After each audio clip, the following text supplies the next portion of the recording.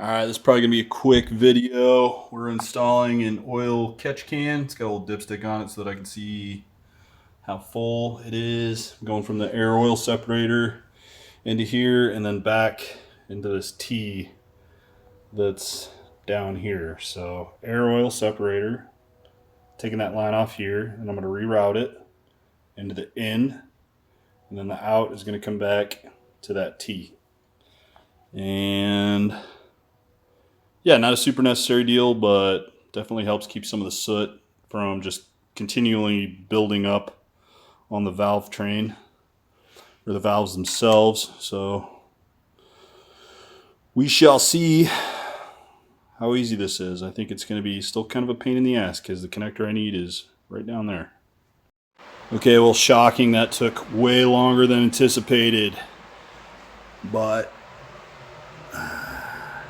get the AOS running up here. I cut like a little slot here. I've always wanted to cut the webbing out anyway. I know CRE does it, so I think that might be something I do at some point.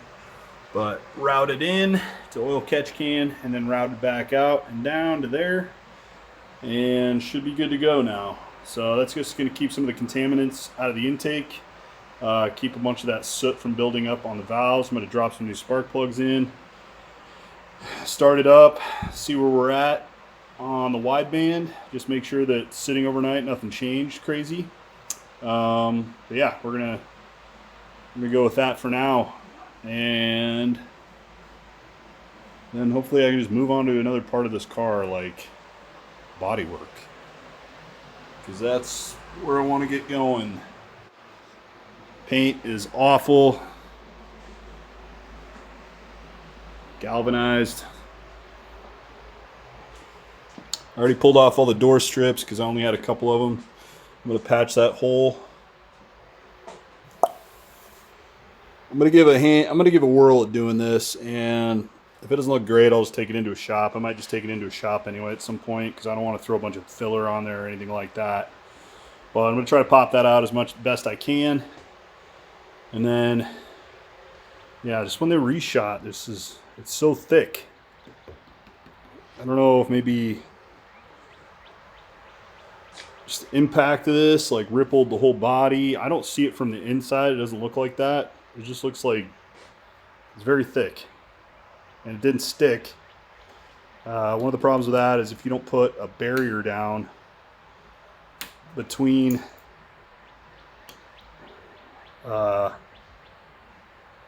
paint and galvanized metal, it'll react and it can bubble up and spit out of there. So that's what I'm assuming happened on here. It's weird that it's so thick. I mean, it's crazy thick. But whatever. We're gonna redo that and make the old girl look pretty again one day. I mean, I would drive it like this. I don't really care. But it's a project, so might as well treat it like one. It's kind of a cool car. All right, later. Yeah, here, just so you can get an idea of how this thing was running. I mean, these are brand new plugs, and they're black.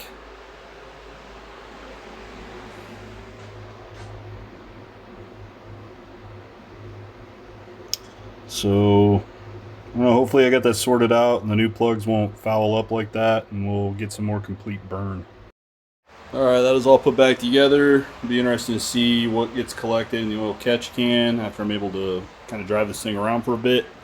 Fired right up, so we'll see. It looks like it's running, idles at lean. It idles lean, so I'm going to try to richen it just a hair. God, it seems like I just go back and forth. But on cruise, it's right around 13 to 14 richness. So I'd rather be a little rich than too lean. So we'll keep playing with it.